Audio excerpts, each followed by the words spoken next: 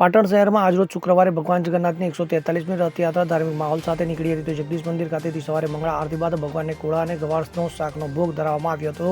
જે બાદ બપોરે 12:39 કલાકે ભગવાન જગન્નાથ, સુભદ્રાજી અને બલદેવ ભદ્રજીની મૂર્તિઓને 3 રથોમાં બિરાજમાન કરવામાં આવી હતી. તો ભક્તોએ અબીલ ગુલાલની છોડો સાથે જય રણછોડ માકડ છોડના નાદ સાથે સ્વાગત કર્યું હતું. તો હરેશભાઈ જોશીએ આરતી ઉતારી હતી. તો કડક ગેટથી શરૂ થયેલી રથયાત્રા શહેરના મુખ્ય માર્ગો પર લાખો ભક્તો ઉમટ્યા હતા. તો રથયાત્રામાં સૌથી વધુ આકર્ષક ઝાંખીઓ જોવા મળી હતી. નિશાન ડંકો, શણગારેલા ઊંટ ઘોડા, વિવિધ થીમ આધારિત ટેબલો સામેલ હતા. તો વિવિધ સેવાળી સંસ્થાએ ઠંડા પાણી, ચા, છાશ, શરબત, કુલ્ફી અને મહાપ્રસાદનું વિતરણ કર્યું હતું. તો વિશ્વ હિન્દુ પરિષદ અને બજરંગ દળના કાર્યકર્તાઓએ તલવારબાજી અને અખાડાના ધાવપીઠનું પ્રદર્શન કર્યું હતું. તો પાટણમાં છેલ્લા 142 વર્ષથી આ રથયાત્રાનું આયોજન થાય છે. તો જગન્નાથ મંદિર ટ્રસ્ટ અને રથયાત્રા સમિતિના મેનેજિંગ ટ્રસ્ટી પિયુષ આચાર્ય સહિતના પદાધિકારીઓ આયોજનમાં મહત્વની ભૂમિકા ભજવી હતી.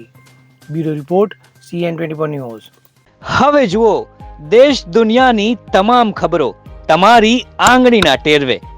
ઉઠાવો મોબાઈલ અને Google Play Store પરથી ડાઉનલોડ કરો અમારી CN24 ન્યૂઝ મોબાઈલ એપ.